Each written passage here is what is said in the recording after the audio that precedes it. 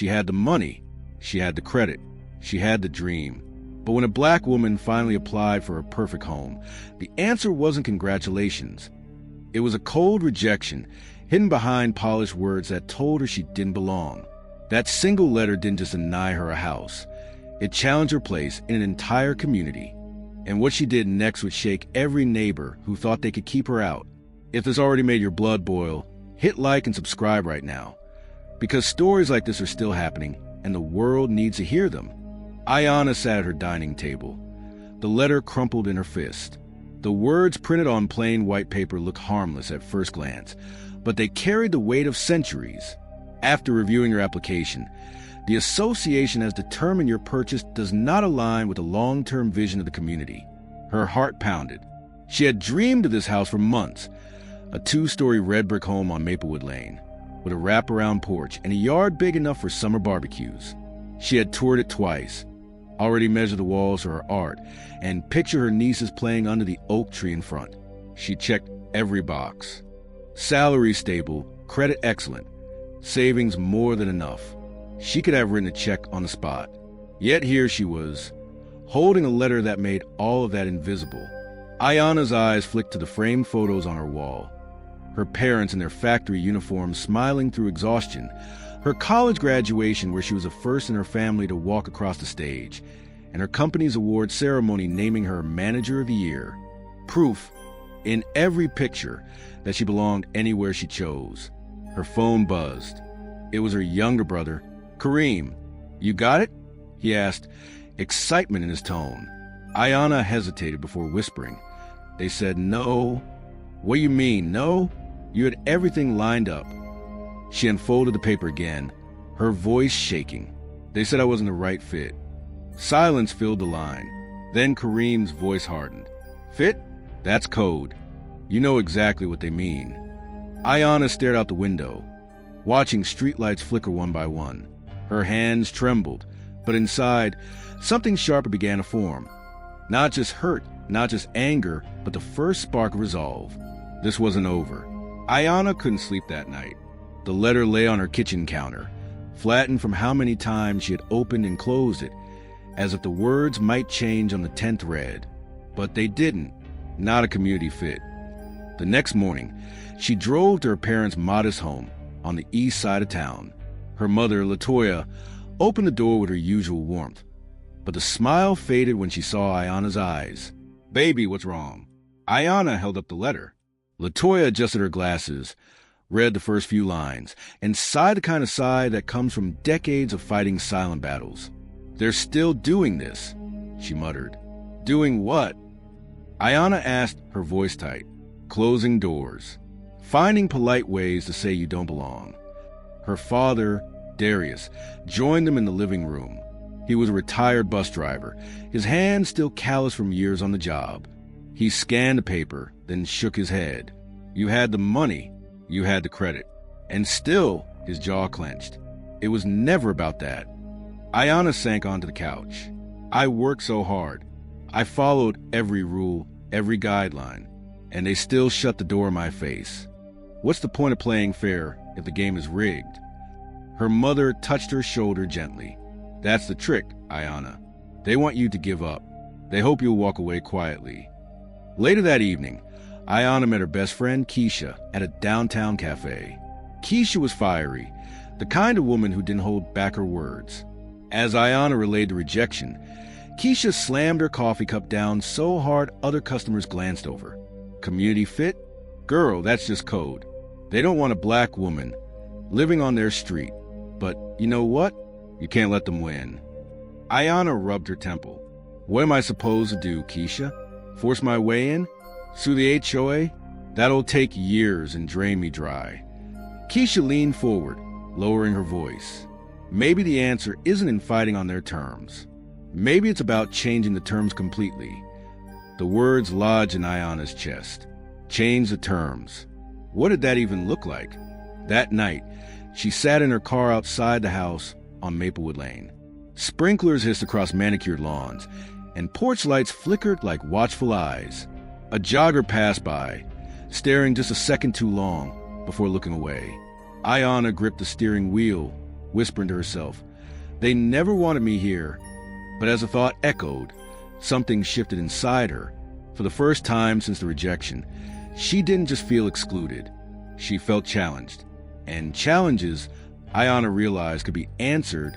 For days, Ayanna carried a rejection letter in her purse, like a wound she couldn't stop touching. At work, her colleagues congratulated her on landing a new client, but the words bounced off her like rubber. At night, she lay awake staring at the ceiling, replaying the sentence again and again. Not a community fit. One Friday evening, she met her younger brother Kareem at a diner on the edge of town. He slid into the booth across from her, already shaking his head. "You look exhausted," he said. "I am," Ayanna admitted, pushing her untouched burger aside. "I can't stop thinking about it. Why should they get to decide where I belong?" Kareem leaned in, "Because they've always decided. But maybe it's time you flip the script." Ayanna raised an eyebrow. "Flip it how?" "You've been chasing that one house, right? Fine. They blocked you. But what if you went bigger?" She frowned, confused. "Bigger?" Kareem smirked. "Instead of begging them for one house, why not buy more than one? Enough that they can't ignore you." Ayanna let out a bitter laugh. "That's insane." "Is it?" Kareem challenged. "You've worked your way up from nothing. You've saved, invested, built a career. You know how to play the long game. Why let a board of strangers tell you what you can't do?" The words rattled inside her. For years, Ayanna had prided herself on independence, on following the rules, checking every box, earning every win. But this wasn't about rules anymore. This was about dignity. Later that night, Ayanna parked across from Maplewood Lane again. The house she had wanted so badly glowed under the street lamps, blinds drawn tight as if to shut her out. But instead of heartbreak, something new bubbled inside her, a reckless spark of possibility. What if I didn't just fight for this one house? What if I bought 3, 4? What if I owned enough that they had no choice but to accept me? The thought scared her. It also thrilled her. Ayanna whispered to herself, her breath fogging up the car window. "They said I wasn't a fit. Fine, then I'll make the neighborhood fit me." For the first time since the rejection, she smiled. If this happened right in front of you, what would you do? Tell me in the comments. I read every one. And if you want justice as much as I do, hit subscribe. Ayanna didn't waste time. By Monday morning, she had called an old contact, Deshawn, a real estate broker she had worked with years ago during her first condo purchase. Deshawn was sharp, cautious, and always honest, which was exactly what she needed. Over coffee at a downtown cafe, Ayanna laid out her plan. "I don't want just a house, Deshawn. I want leverage. I want to own enough here that nobody can keep me out again." Deshawn raised an eyebrow. "You're talking about buying multiple properties in the same neighborhood? That's ambitious." "I don't care if it's ambitious," Ayanna shot back. "I care if it's possible."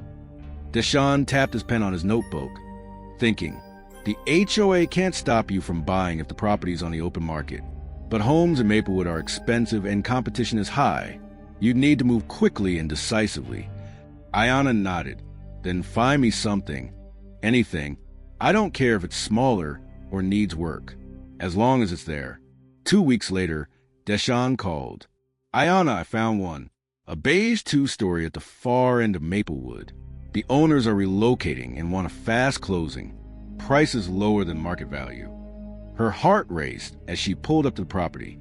It wasn't the dream house she'd first fallen in love with. The paint was chipped in places, the lawn patchy, and the kitchen outdated. But Ayanna didn't see flaws. She saw her opening. Inside, she ran her hand along the banister, the scent of fresh paint lingering faintly. "Can you imagine," she whispered, "them having to send me mail with my name on it?" Deshawn chuckled. "So you're serious." "Dead serious."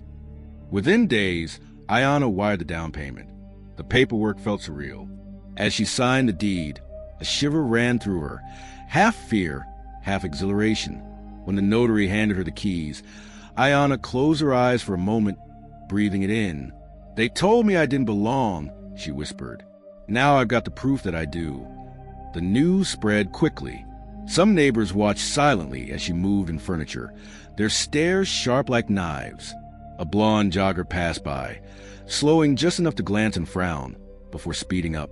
A man watering his lawn muttered something under his breath, but others simply nodded politely, pretending nothing had changed. Ayanna noticed every look, every whisper, and instead of shrinking, she stood taller. It wasn't just a house. It was a statement. The first house was just a beginning. Within a few months, Ayanna closed on a second property. A small brick ranch sold quickly after a divorce. Weeks later, a third came into her hands when an elderly couple downsized and moved closer to their grandchildren. 3 houses, 3 sets of keys, 3 pieces of proof that the HOA's rejection hadn't stopped her. But the neighborhood noticed, and so did the board. The first letter arrived tucked into her mailbox one morning. Violation. Trash cans left in sight past collection day. Fines may be applied if behavior continues. Ayanna frowned. She had personally rolled the bins back the night before. The second came 2 days later. Violation. Lawn height exceeds community standards. A photograph was stapled to the page, a blurry shot of grass that looked perfectly trimmed. By the 4th notice in a week, Ayanna called Kareem. "They're coming after me," she said, waving the envelope over the phone. "Apparently my porch light is too bright now." Kareem snorted. "Too bright? That's harassment, plain and simple." Ayanna paced the living room, fury rising in her chest. "They're trying to bury me in paperwork, make me regret buying in, but it's not going to work." Things escalated further. One morning, Ayanna stepped outside to find graffiti sprayed across her garage door. "Go home." The letters dripped red against the beige paint. Her stomach clenched. For a moment, she just stared, frozen between anger and fear. Then her neighbor Emma, a kind middle-aged woman walking her dog, stopped and shook her head. "I'm so sorry you had to see that," Emma said quietly. Ayanna forced a thin smile. "Do you know who did it?" Emma hesitated, then looked away. "No, but it's not the first time someone's pulled something like this around here." That evening, Ayanna met Keisha and Kareem for dinner. Keisha slammed her fist on the table. "This isn't about grass or lights. They're trying to scare you." Ayanna nodded. "I know, but if they think I'll back down, they picked the wrong woman." Her voice trembled slightly, but the fire in her eyes silenced the doubt in the room. 3 houses meant she had leverage. Harassment meant she was making them nervous. And every petty letter, every hostile stare only made her more determined. "This isn't just about buying property anymore," Ayanna said firmly. "It's about justice, and I'm not walking away." The HOA meeting was held on a Tuesday evening inside the Maplewood Community Center. From the outside, it looked harmless. Beige walls, neatly trimmed hedges, American flags lined up by the entrance. But to Ayanna, it felt like walking into enemy territory. She arrived early, heels clicking against the tile floor. Folding chairs were lined in rows. A long table at the front where 5 board members sat, with HOA President Ethan planted in the middle like a judge. His suit was pressed to perfection, his glasses perched just so. Conversations dipped when Ayanna walked in. A few residents whispered to each other, eyes flicking in her direction. Some looked curious, others tight-lipped, already judging. Ayanna kept her chin high and sat in the second row, directly in their line of sight. The meeting droned on at first. Budgets for landscaping, pool maintenance hours, security patrol schedules. Ayanna barely heard a word. Her mind was locked on the moment she knew was coming. Open comments. Finally, Ethan cleared his throat. "Before we adjourn, does any resident have a comment?" Ayanna stood. The scrape of her chair against the floor echoed through the room. Dozens of eyes landed on her. She took a steady breath. "My name is Ayanna. As of last month, I own 3 properties in Maplewood. I have voting rights in this HOA, and I intend to use them." A ripple moved across the room. Ethan shifted in his seat, adjusting his glasses.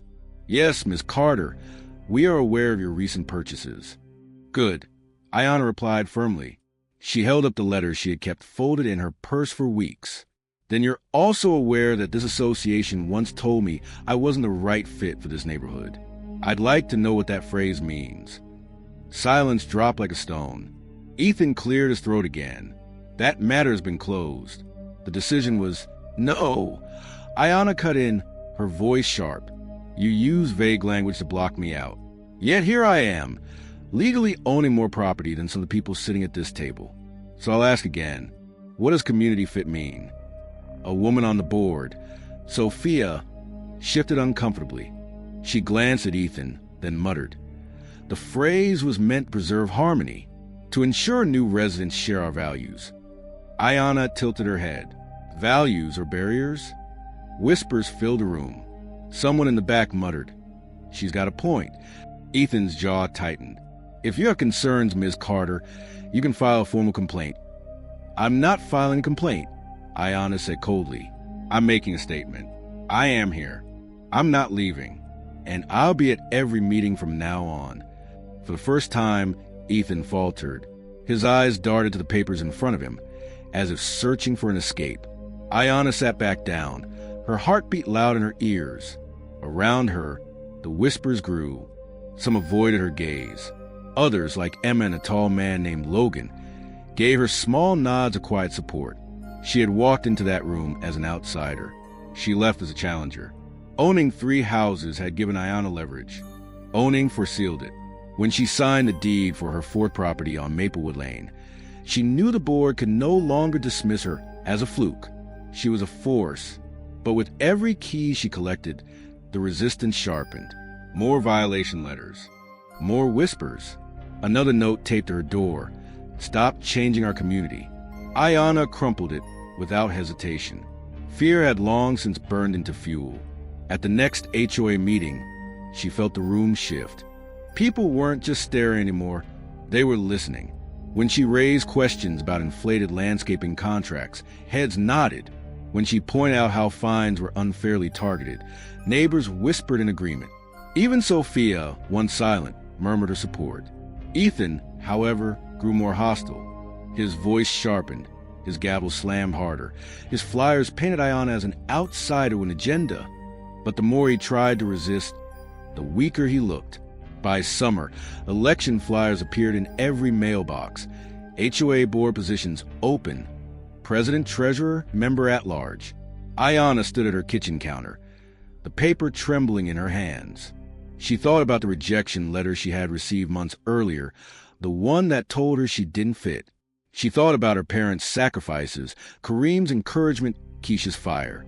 She thought about the little girl she used to be, who once promised to make life better for her family.